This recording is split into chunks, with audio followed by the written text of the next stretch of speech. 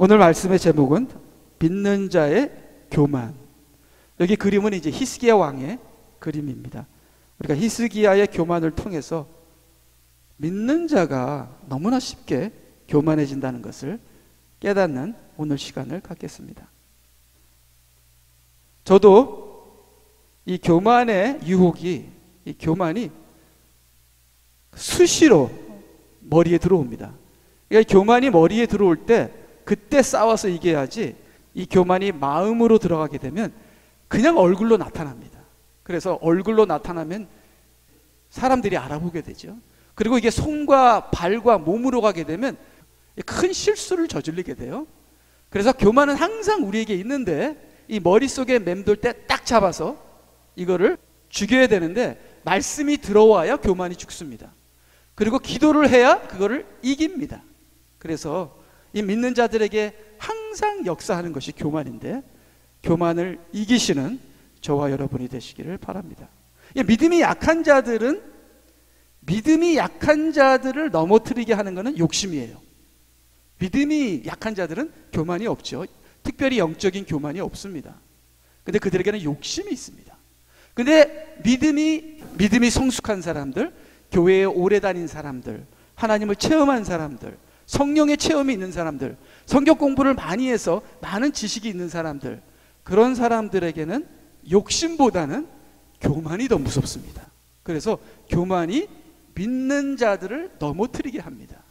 하나님께서는 겸손한 자를 받으시고 겸손한 자에게 자비를 베푸시지 교만한 자들은 대적하십니다.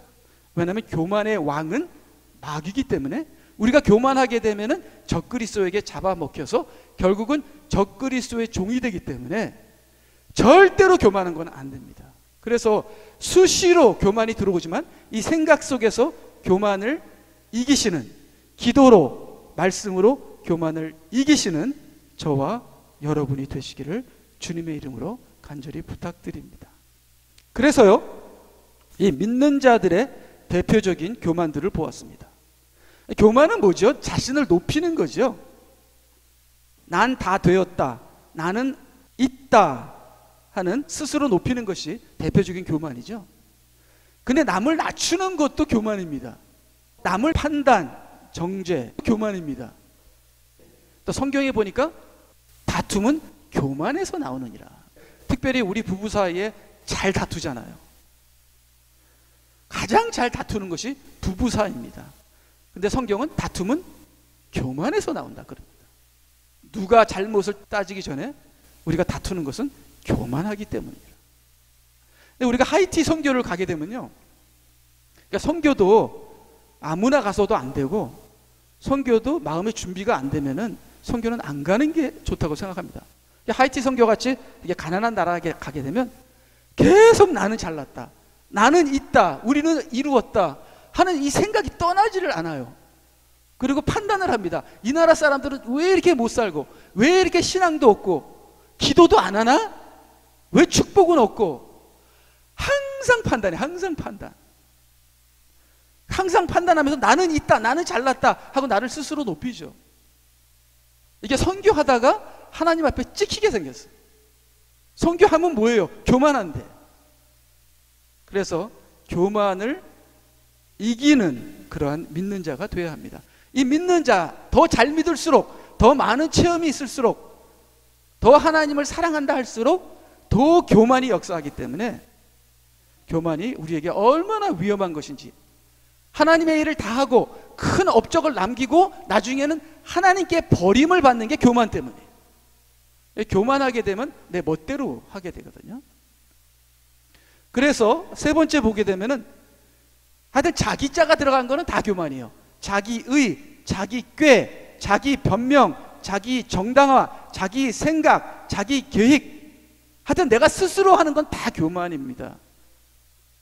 왜냐하면 주인이 하나님이신데, 주인이신 하나님에게 순종하는 것이 아니라 마치 내가 주인인 양 내가 내 인생을 스스로 밀고 나가는 것. 특별히 변명. 저 같은 목사는 이제 변명하죠. 저는 몰랐는데요.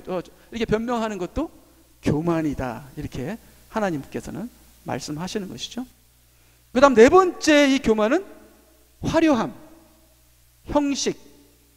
그러니까 이 속마음을 끄집어내서 나는 이렇습니다 하는 것이 아니라 이 속마음을 감추고 겉을 화려하게 하면서 내가 아닌 나를 만드는 거, 이것도 교만이다 하고 하나님께서 말씀하십니다. 이것이 외식인데요, 외식을 하게 되면 거짓을 말하게 됩니다. 거짓을 나타나게 됩니다. 그래서 이것도 교만이다 하나님께서 말씀하십니다. 그 다음에 앞서 나가는 거, 기도보다 앞서 나가는 거, 질서를 무시하는 거, 자기 고집, 그 다음에 하나님의 말씀에 경청하지 않는 것은 교만이라 이렇게 성경에서 말씀하십니다. 그러니까 여기 있는 단어 하나하나들이 다 하나님의 말씀에서 따온 것이기 때문에 여기에는 많은 성경 구절이 따라 붙습니다. 그 다음에 세상의 지식을 우선순위로 따라가는 것, 과학을. 의사가 이렇게 말이하면 의사 말 때문에 내가 흔들리고, 의사 말이 마치 하나님 말씀보다 더 앞서가는 것처럼 세상의 과학자들이, 세상의 미디어가 말하는 것이 마치 그것이 진리고 그것을 따라가는 것은, 그것은 교만이다 이렇게 성경은 말씀하십니다. 왜냐하면요, 이 세상은 666입니다. 그래서 6이 7을 대적하는 거예요. 세상의 지식은 6이에요. 근데 그 6은 교만이라 이렇게 주님께서 말씀하십니다. 그래서 우리가 세상을 따라가는 것은 교만을 따라가는 것입니다. 이 세상은 바벨탑을 쌓는 666이고, 그 다음에 솔로몬의 강한 왕국도 666의 금으로 되어 있었거든요. 솔로몬이 1년에 들어오는 그 금이 666 탈란트라. 그러니까 세상의 화려함은 666이기 때문에, 그러니까 세상의 첫째 6은 경제, 둘째 6은 문화, 셋째 6은 종교, 이렇게 여러 가지로 볼 수 있잖아요. 그것이 모든 하나님을 대적하는 바벨탑의 교만이라. 우리는 하나님의 말씀에 우선순위를 두고 세상이 뭐라고 말하여도 말씀을 따라가는 그런 우리가 되어야 되는데, 세상을 따라가는 것도 교만이라 이렇게 성경은 말씀하고 계십니다. 그 다음에 여러 가지를 제가 또 적어 보았는데, 여기 있지 않는 그런 많은 교만들이 성경에 나옵니다. 예를 들어서 힘들고 천하고 낮고 더러운 것을 피하며, 아이고, 힘들건 안 하려고 그러잖아요. 우리가 편안하려고 그러잖아요. 그런 것도 교만이다. 예수님께서는 낮고 비천한 말구 위에 태어나셔서 가장 저주받는 십자가까지, 십자가에서 그러한 비참함을 통해서 그 몸으로 사역하셔서 그 몸을 죽이시고 우리를 구해내셨는데, 우리는 조금 힘들다고, 조금 더럽다고, 천하다고 그걸 피하면서 머리를 굴리고 형식으로 하면서 마음과 몸으로는 하지 않는 그러한 모든 우리의 그 자세들이 교만이라 이렇게 하나님께서 말씀하십니다. 근데 그렇게 살면서도 나는 구원을 받았으니까 하면서 아니란 거, 그것도 교만이다 이렇게 또 말씀하십니다. 그래서 이 외에도 여러 가지 교만이 있지만, 이 교만이라는 것은 내가 하나님이 되고자 하는 것이 교만이겠죠.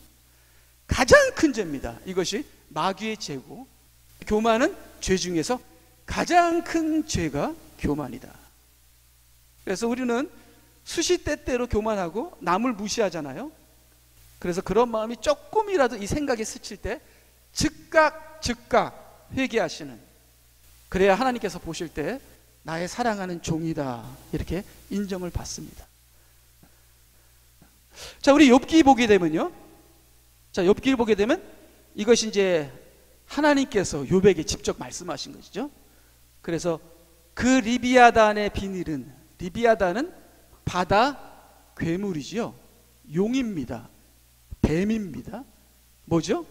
마귀죠. 마귀. 옛뱀, 곧 마귀라. 근데 비늘이 있어요. 비늘. 그러니까 리비아의 비늘은 아름다워요. 화려해요. 그것이 마귀의 화려함입니다. 이 세상의 화려함입니다.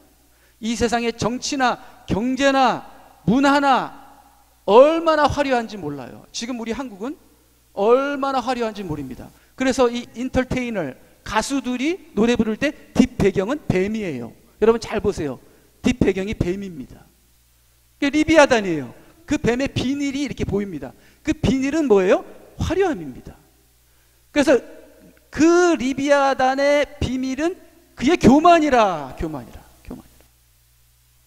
그러니까 이 세상의 화려함을 보고 우리도 화려하게 입고 싶잖아요. 화려한 차를 타고 싶고, 저도 또 화려한 집을 갖고 싶고. 이게 교만입니다. 교만.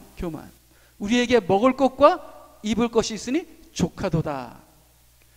근데 그 비닐이 봉한 것처럼 서로 닫혀 있다. 착착착착 이렇게 비닐이 닫혀 있기 때문에 그 안에 바람도 안 들어간대요. 그냥 봉했다는 거는 그 밑에 엄청난 음모가 들어있다는 거예요. 그 밑에 엄청난 죄악과 타락과 그것이 그 비닐 밑에 들어있다는 거죠. 그러니까 여러분, 이 세상의 화려함과 이 세상의 이 모든 어마어마한 그 밑에는 엄청난 적그리스도의 역사가 있다는 것을 여러분께서 아셔야 하는 것이죠. 자, 41장 25절. 그가 일어서면 용사들도 무서워하니. 천사들도 무서워한다는 거예요.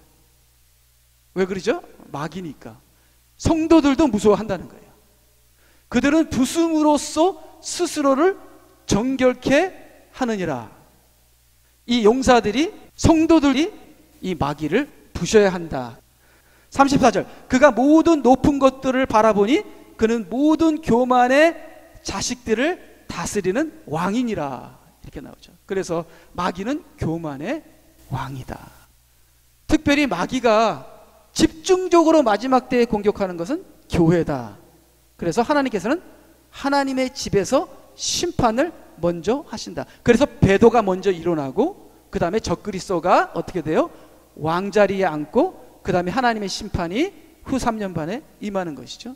그래서 교회 안에서 제가 교만하게 되면은 즉각으로 적그리스도의 수하가 되는 것입니다. 그러면은 적그리스도를 통해서 교회 안에 의인들을 쫓아내고 그 다음에 교회를 적그리스도의 공동체로 만들어 버려서 교회 안에서 황금 송아지를 숭배하게 하는 것이 교만한 자들을 통해서 일어나는데, 우리들은 즉각 교만이 들어올 때 회개하셔서 교만을 물리치는 것이, 나의 교만을 물리치는 것이 적그리스도를 이기는 것이다.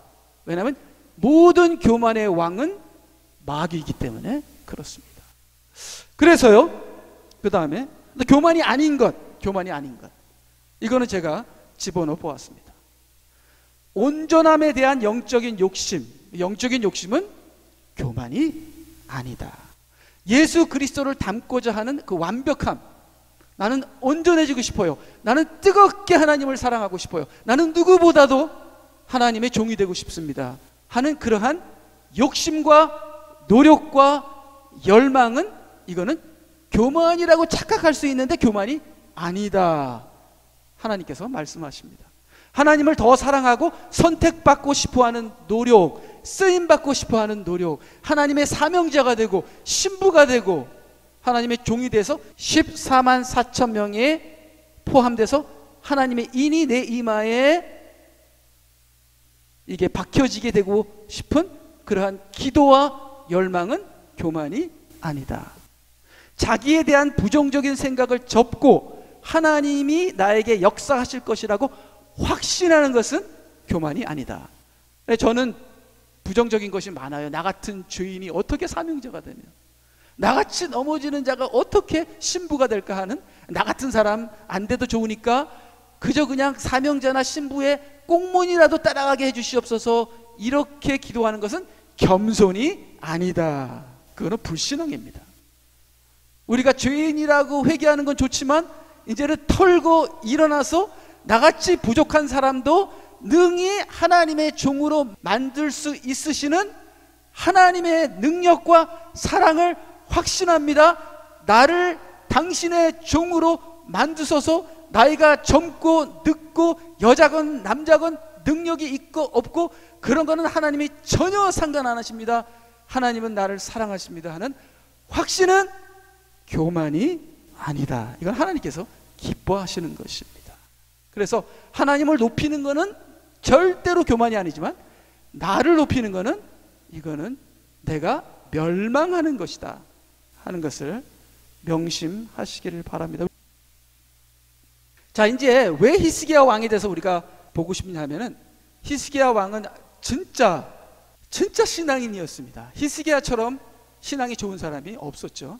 그래서 여기 보니까 왕하 18장 5절, 히스기야가 이스라엘의 주 하나님을 신뢰하였으니 그의 이후로는 유다의 모든 왕 가운데 그와 같은 자가 없었으며 그의 이전에도 없었더라. 자, 이 정도로 신앙이 있는 사람이면은 교만을 이기겠지. 근데 히스기야가 교만에 넘어집니다. 그러니 우리가 교만에 넘어지는 것은 굉장히 당연한 것이라고 생각하는데, 자, 그러면 히스기야가 왜 교만에 넘어졌나 하는 그 결정적인 것을 보겠는데요. 주께서 그와 함께 하시니 그가 어디로 나가든지 번영하였더라. 그가 아시리아 왕에게 반역하여 그를 섬기지 아니하였으며, 이 적그리스도에게 반역하여 적그리스도를 섬기지 않았다는 것은 바알에게 머리를 숙이지 않는 7,000명을 내가 예비해 두었다 하는 그러한 7,000명 안에 들어가는 대단한 신앙입니다. 근데 아무리 대단한 신앙이고 이스라엘에서 유일하게 독보적인 신앙을 갖다 하더라도 반드시 신앙인이 넘어지는 것이 한 가지가 있는데 그것이 번영입니다. 번영. 이게 잘 나가고 높아지고 뱉다 쓰게 되면은 그 어느 누구도 넘어진다는 거예요. 근데 참 아이러니한 것은 우리가 믿음으로 살고 우리가 하나님의 뜻을 따르면 번영하게 돼 있습니다. 근데 그 번영 때문에 우리가 넘어지는 거예요. 근데요, 제가 미국에서 오래 살았잖아요. 미국 교회들을 이렇게 봅니다. 미국 교회는 그렇게 번영했는데도 한국 교회보다는 겸손해요. 그것도 많이 겸손해요. 여러분 미국 교회를 가보세요. 건물들이 겸손합니다. 한국 교회를 가보세요. 겉이 용의 비닐과 같이 번쩍번쩍합니다. 그리고 그 안에는 뭐예요? 부정부패가 들어있어요. 미국 교회는 우리 한국처럼 그렇지 않습니다. 미국 교회는 번영이 돼도요 정말 천천히 됐습니다. 그걸 소화하면서 번영이 된 것 같아. 저는 그렇게 생각해요. 그런데 한국 교회는 번영이 그냥 20년 안에 30년 안에 쭉 번영이 됐기 때문에 번영을 감당하지 못해서 이 번영 때문에 지금 심각하게 타락한 것이 한국 교회다. 한국 교회 목사들이고 교인들이다. 그렇게 생각해 봅니다. 자, 그래서요 그 다음을 보게 되면 이 번영과 높임을 이길 신앙인은 하나도 없다. 그래서 우리도 잘 나가게 되면, 이 최 목사도 잘 나가게 되면은 반드시 넘어집니다. 여러분 원하는 거 하나님께서 다 주시면요 여러분 반드시 넘어집니다. 건강 주세요, 건강. 재력 주세요, 재력. 명예 주세요, 명예. 다 주잖아요. 반드시 넘어집니다. 왜요? 이 번영과 높임에 이길 수 있는 사람은 아무도 없다. 그 어떤 신앙인도 이 번영을 이길 수는 없다. 그래서 다윗이 넘어지기 전에 계속 승리합니다. 전쟁에 계속 승리해요. 이제는 계속 승리하다 보니까 이제는 나는 전쟁에 나가지 않아도 되겠지 할 때, 교만할 때 다윗이 넘어지지요. 히스기야 왕도 엄청난 번영을 이룰 때 히스기야 왕도 넘어집니다. 그래서 여기 보니까 많은 사람이 예루살렘으로부터 주께 예물을 가져와서 유다의 히스기야 왕에게 바치니라. 그러므로 히스기야가 그때부터 모든 나라의 목전에서 높임을 받더라. 이게 하나님의 축복이죠. 근데 이러한 번영과 높임을 받으면서도 겸손할 수 있냐? 없어요. 겸손할 수 없어요. 자, 그러면 하나님께서 높여주고 망하게 하시는가요? 그건 아닙니다. 하나님께서 이렇게 높임과 번영을 주시는 동시에 이 번영과 높임을 통해서 교만하지 않기 위해서 사단의 가시를 주시고 고난을 주시고 연단을 주시고 그 다음에 좁은 길을 걷게 하시죠. 좁은 길. 그렇기 때문에 우리가 이러한 번영과 높임이 있어도 하나님으로부터의 연단 속에서 우리가 좁은 길을 가게 되면은 우리가 교만을 이길 수 있습니다. 하나님께서는 때로 낮추시고 넘어지게도 하시고, 그래서 의인에게는 고난이 많으나 7번 넘어져도 다시 일어난다, 그렇게 말씀하십니다. 그래서 도저히 그 어떤 신앙인도 이길 수 없는 번영이지만, 교만해질 수밖에 없는 번영이지만, 이 번영도 이길 수 있게 하시는 것이 하나님의 고난이다 하는 것을 여러분께서 아시고, 고난이 나에게 있음을, 이 고난이 없으면 나는 반드시 교만해지는데 그 사단의 가시가 있으므로 내가 교만해서 구원함을 받는구나 하면서 여러분이 처해 있는 고난을 만족해 하시고 감사하시는 여러분이 될 때 또한 그게 겸손한 겁니다. 만족해 하지 않는 것은 교만한 것이다 하는 것을 여러분께서 깨닫기 바랍니다. 그래서 이 솔로몬도 엄청나게 번영을 이루었죠. 다윗의 아들 솔로몬이 그의 왕국 안에서 견고해졌으며 또 주 그의 하나님께서 그와 함께 하시고 그를 심히 높여주시더라. 그래서 이 하나님께서 높여주실 때 좁은 길을 간 사람은 그 높임을 통해서 교만하지 않았지만, 하나님께서 높여주실 때 겸손하지 않을 때는 심각하게 넘어지는데, 그 심각하게 넘어진 사람이 히스기야였고 그 다음에 솔로몬이었다. 그래서 여러분들도 여러분이 하나님께서 주신 고난을 온전히 완성하시는 저와 여러분이 되시기를 바랍니다. 여기 앉아 계신 우리 여인들, 우리 아녀자들에게는 참으로 많은 어려운 일들이 있었습니다. 그 어려운 일들이 있었기 때문에 여러분들이 지금의 겸손함을 유지하게 되는 것이다. 그것이 없었으면 하나님도 없고 누구도 없고 내가 제일이다 하는 교만에 빠지게 되는 것입니다. 그래서 지금까지 지나온 길, 그 다음 지금 내가 현재 있는 나의 상황, 돈이 있던 없던, 남편이 이렇든 저렇든 나의 모든 상황에 대해서 지금 나의 현재를 만족합니다, 감사합니다, 이것을 입으로 표현하시기를 바랍니다. 그것이 겸손한 것이고 교만하지 않는 것이다 하는 것을 명심하시는 여러분이 되시기 바랍니다. 그 누구라도, 그 어떤 신앙인이라도 부유하게 되면, 번영하게 되면, 높임을 받게 되면 교만해지고 그대로 무너지는 것이 인간이다. 그래서 하나님께서는 반드시 우리에게 사단의 가시를 주셔서 부족하게 하고 모자르게 하고, 근데 이 마지막 때는 하나님께서 보석 같은 정금을 원하시기 때문에 얼마나 우리를 좁은 길에서 좁은 길로 가게 하시는지 몰라요. 그래서 여러분, 부유하게 되고자 하지 마세요.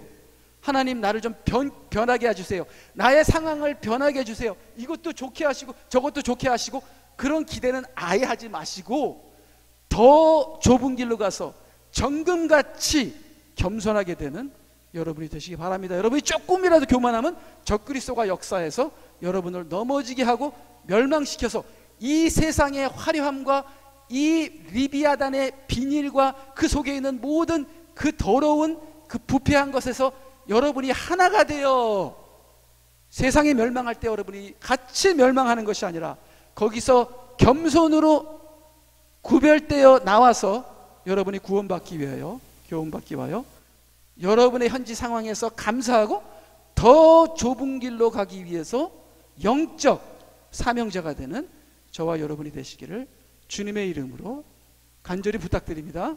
아멘.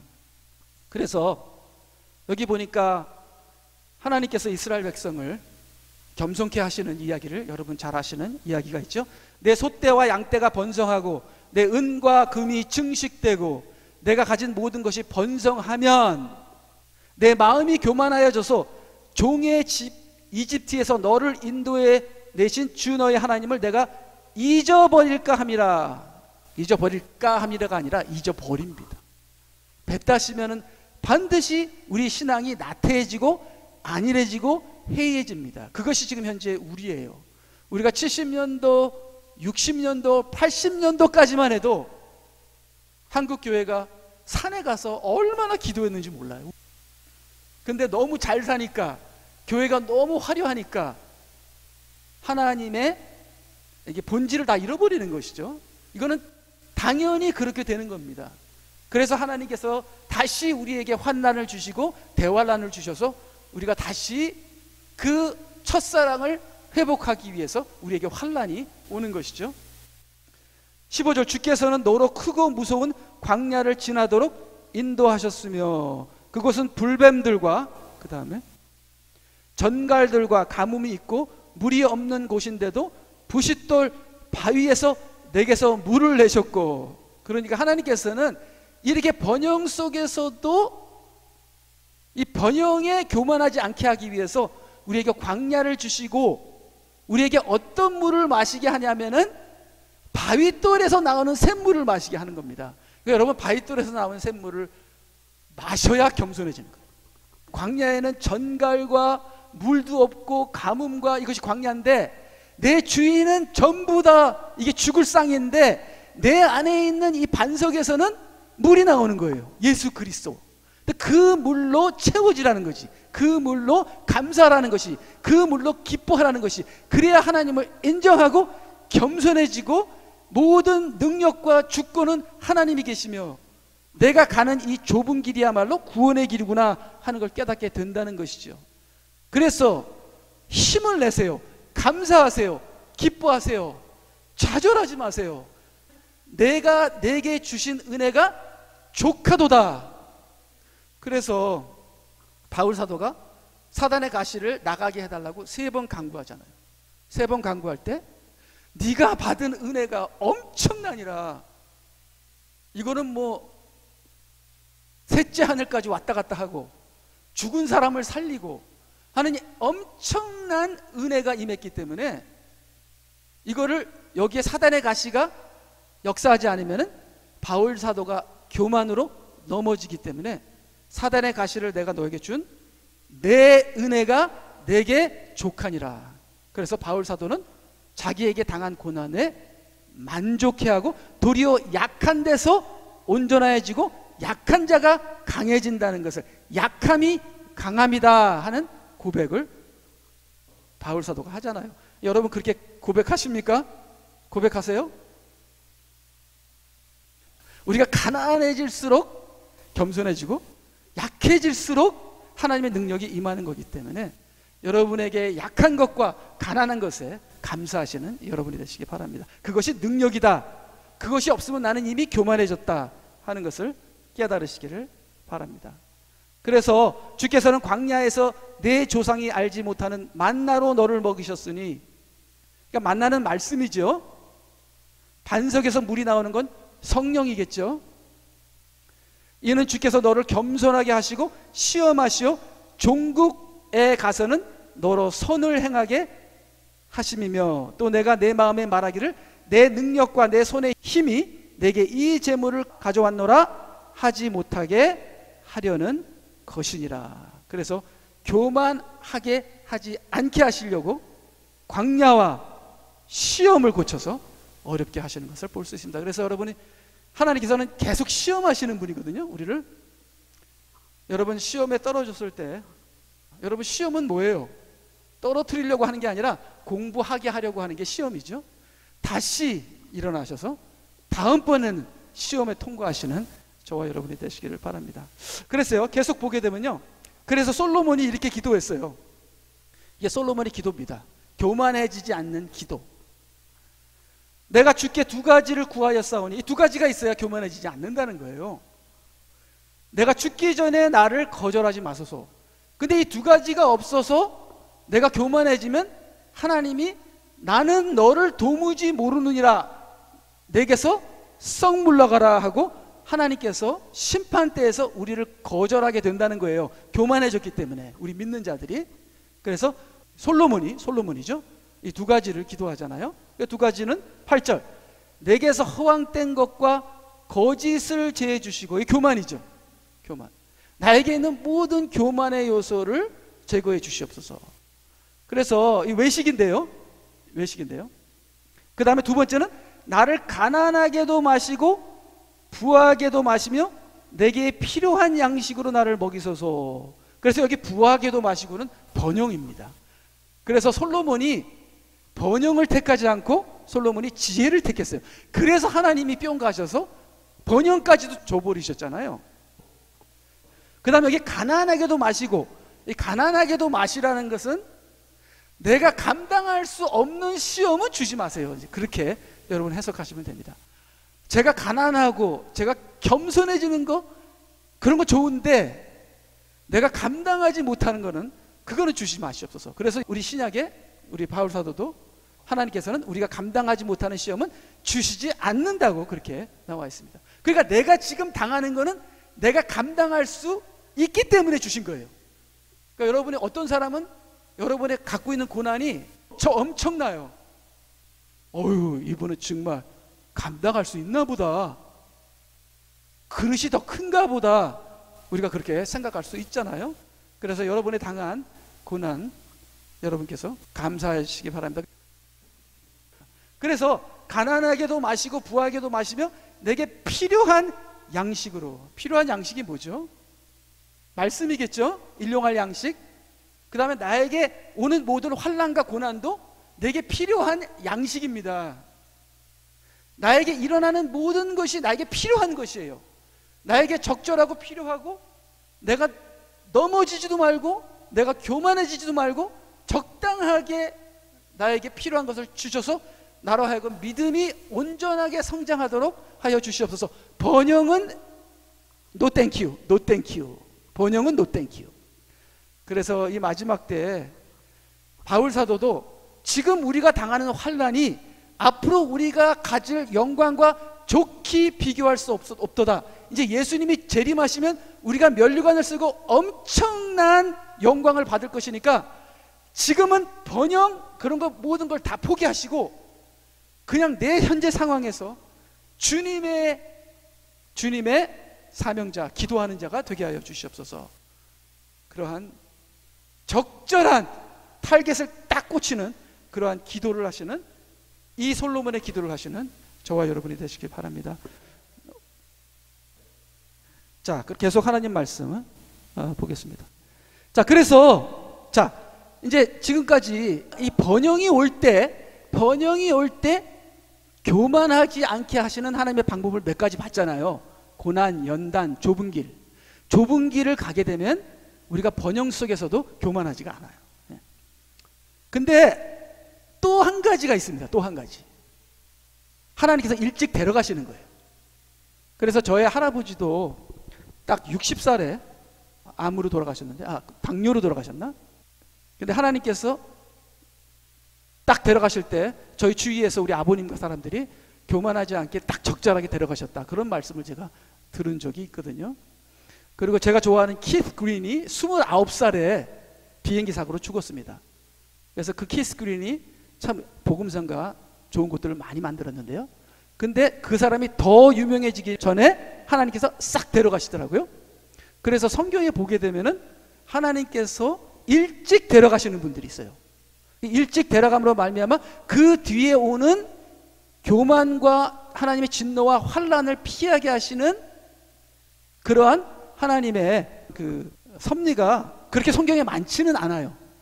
그러한 케이스가 있는데, 자, 하나님께서 히스기야를 죽이기로 작정하십니다. 그래서 여기 보니까요, 이사야 38장 1절, 그 무렵에 히스기야가 병들어 죽게 되니 아모스의 아들 선지자 이사야가 그에게 와서 말하기를, 주가 말하노니 내 집을 치우라, 내가 죽고 살지 못하리라. 이게 히스기야가 39세입니다. 그러니까 이제 39세니까 히스기야가 기가 막힌 거죠.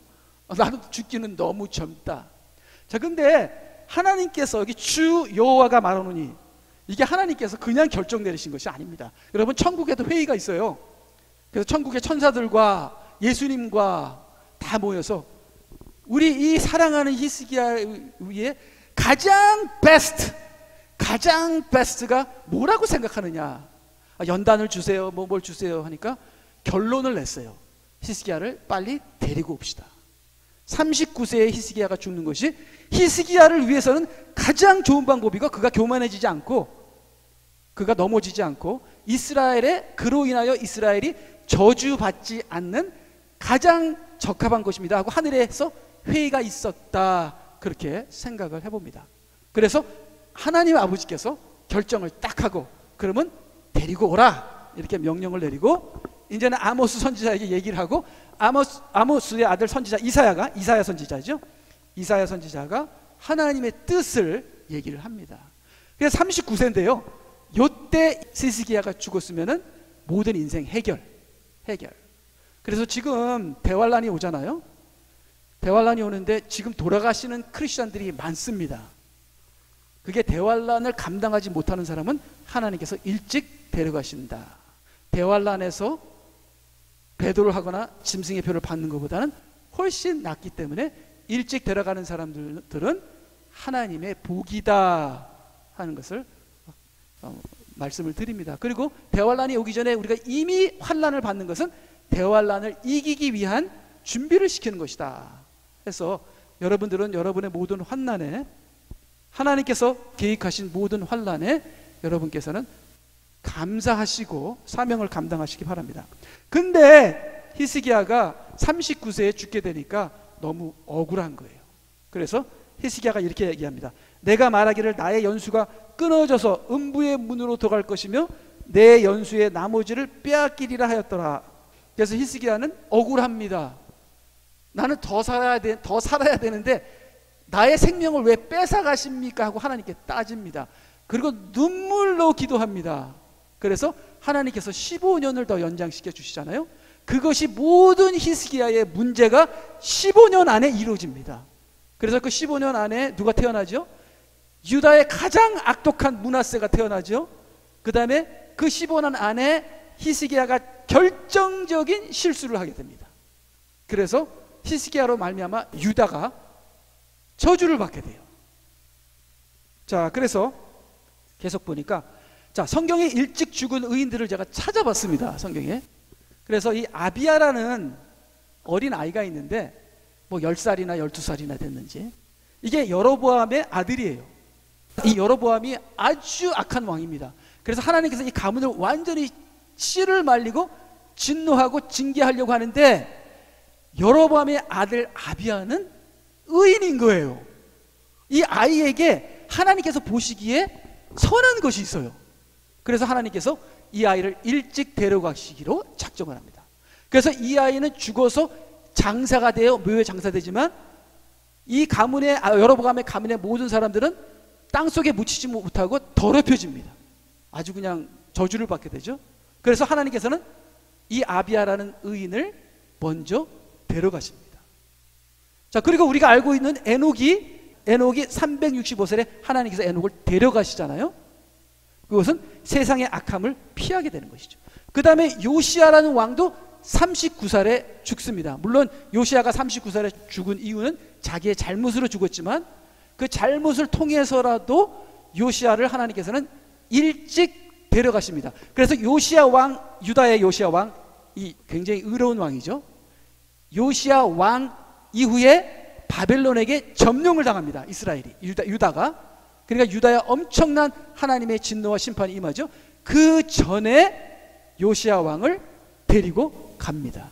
그래서 하나님께서 우리를 교만치 않게 하시고 번영 속에서 넘어지고 타락하지 않게 하시기 위해서 하시는 일 중에 일찍 데려가시는 그런 일들이 있어요. 그래서 요시야가 39살에 죽는데 하나님께서 히스기야를 39살에 데려가려고 그랬어요. 그러니까 요시야도 39살에 하나님께서 데려가셨거든요.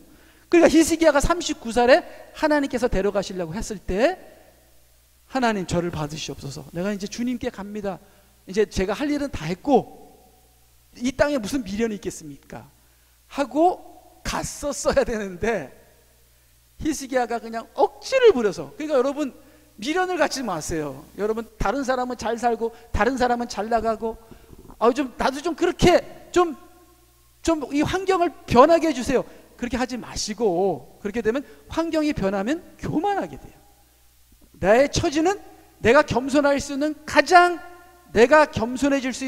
가장 적합한 상황이 지금 나의 처지다 하는 것을 생각하시고, 내가 가난하지도 않고 부하지도 않고 내가 하나님을 원망하지도 않고 교만해지지 않고 내가 하나님을 섬기기에 가장 적합한 상황이 지금 나다 하시고, 지금을 만족해 하시고 지금 내 상황에서 하나님의 사명을 감당하시는 그 사람이야말로 하나님께서 찾으시는 종이다 하는 것을 간절히 깨달으시기 바랍니다. 그래서 히스기야가 39세에 죽었어야 되는데 15년을 더 삽니다. 그래서 유다의 멸망의 원인이 되어버립니다. 그래서 우리가 고집을 피우지 말고 하나님의 뜻대로 하는 것이 겸손한 것이다. 우리의 현재 상황을 감사하고 만족하는 것이 그게 겸손이다.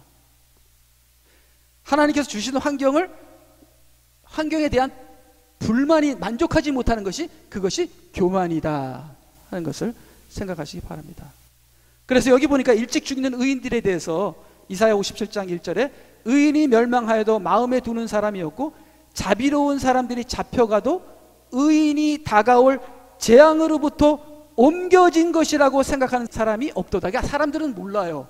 왜 의인이 일찍 죽었는지, 왜 의인에게 환난이 오는지 사람들은 몰라요.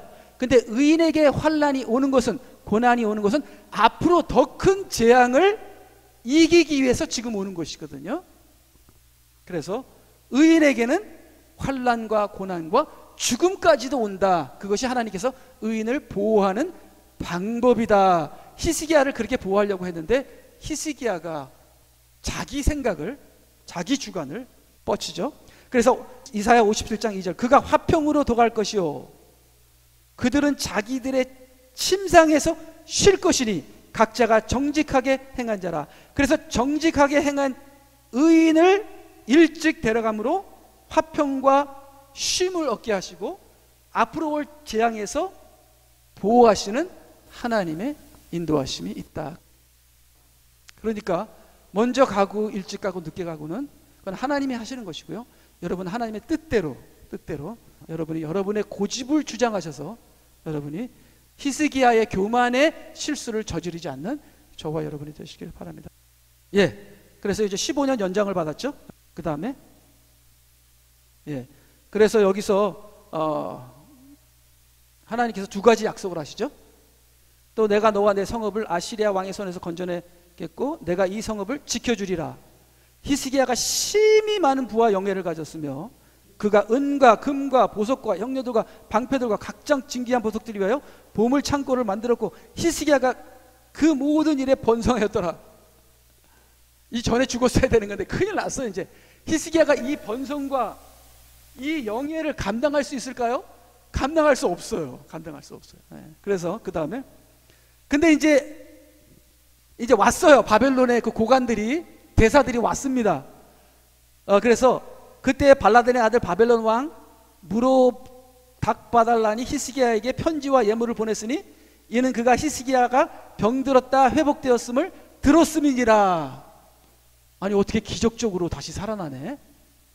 그래서 히스기야가 사자들을 기뻐하며 그들에게 그의 기중품들의 창고를 즉 은과 금과 향료와 값진 향기름과 그 다음에 그의 모든 무기고와 보물 창고에 있는 모든 것을 보여주었으니 그의 궁과 그의 다스리는 모든 곳에서 히스기야가 그들에게 보여주지 아니한 것이 없었더라. 여러분 기도하다 은혜 받으면요, 만약에 하나님께서 여러분에게 계시를 주시거나 특별한 이러한 인도하심이 있으면요, 말하지 마세요. 그리고 어떤 지혜나 비밀을 깨달았으면요, 말하지 마세요. 여러분이 말해야 될 때 허락하시고 전하라 그때 얘기하세요. 아무나 나발대지 마시고요, 있는 거 없는 거 다 꺼내서 다 말하지 마세요. 왜냐하면 이 보물들은 하나님의 비밀들입니다. 이거를 적그리스도에게 다 얘기하면은 적그리스도가 나중에 그걸 다 빼앗아 가는 거예요. 그러니까 이 히스기야가 이게 너무 번성하고 잘 나가다 보니까 하나님을 잃어버린 겁니다. 그러니까 다 빼앗기게 돼요. 여러분의 받은 은혜를 비밀스럽게 고이 간직하시고 하나님과 나만의 비밀이 되게 하시고요, 하나님의 인도하심에 따라 그거를 나타낼 때도 있겠죠. 보라 그 날들이 오면 내 궁에 있는 모든 것과 내 조상들이 오늘까지 창고에 쌓아두었던 것이 바벨론으로 옮겨지리니 아무것도 남아있지 않으리라. 주가 말하노라. 다 뺏기게 되죠. 그 다음에 보게 되면 히스기야의 영적 진단이 대하 32장 25절에 나옵니다. 히스기야가 그에게 베푸신 은혜로 여기지 아니하였으니 이는 그가 교만하였습니다. 그러므로 그와 유다와 예루살렘 위에 진노가 임하였더라. 그래서 히스기야 때문에 이스라엘이 망한 건 아니에요. 이스라엘이 워낙 우상숭배를 잘하고 죄를 많이 졌는데 히스기야가 이것을 돌릴 수가 있었어요. 돌릴 수도 있었어요. 근데 히스기야가 돌리는 게 아니라 불을 질러버렸어요. 그의 교만이. 그래서 그 히스기야의 잘못은 베푸신 은혜를 은혜로 여기지 아니하더라. 그래서 지금 우리가 받는 환난을 은혜로 여겨야지, 이것을 원망으로 여기게 되면 이것이 교만한 자다, 교만한 자다, 이렇게 하나님께서 말씀하십니다. 그래서 31절, 그러나 바벨론의 고관들이 그 땅에서 행해진 이적들을 묻는 일에 있어서는 하나님께서 그를 떠나셨으니 이는 히스기야의 마음속에 있는 모든 것을 알기 위하여 그를 시험하셨습니다. 그래서 바벨론의 고관들이 히스기야에게 물어봤나 봐요. 아니 도대체 이 땅에 이런 번영과 이런 축복과 금과 은과 그 다음에 당신이 죽었다가 살아나고 솔로몬 이후에 지금 이스라엘이 행해지는 이 놀라운 이적들은 도대체 어떻게 해서 일어난 겁니까? 그때 하나님께서 딱 시험을 하고 두고 보는데 이 히스기야가 하나님께 영광을 돌립니다가 아니라, 정확하게 성경에는 안 나왔어요. 그것을 자기에게 영광을 돌리는, 여기 보니까 그 땅에서 행해지는 이적을 묻는 일에 있어서는 하나님께서 그를 떠나셨으니, 하나님께 영광 돌린 게 아니라 자기에게 영광을 돌리는 겁니다. 내가 잘나서, 내가 똑똑해서 그런 것처럼 하게 되는 것이, 이것이 인간의 본성이다. 인간의 본성이다. 그래서 인간의 본성을 이기는 것은 하나님의 연단이잖아요. 연단이잖아요. 지금 우리가 이 가난함 속에서 연단을 받고 있잖아요. 하나님 감사합니다. 이 가난함 속에서 가난함이 도리어 강함이 된다는 하나님의 이 믿음을 살아가는 저희들이 되게 하여 주시옵소서. 그렇게 교만해지지 않고 히스기야처럼 넘어지지 않고 믿음으로 승리하는 저와 여러분이 되시기를 주님의 이름으로 축원합니다. 아멘.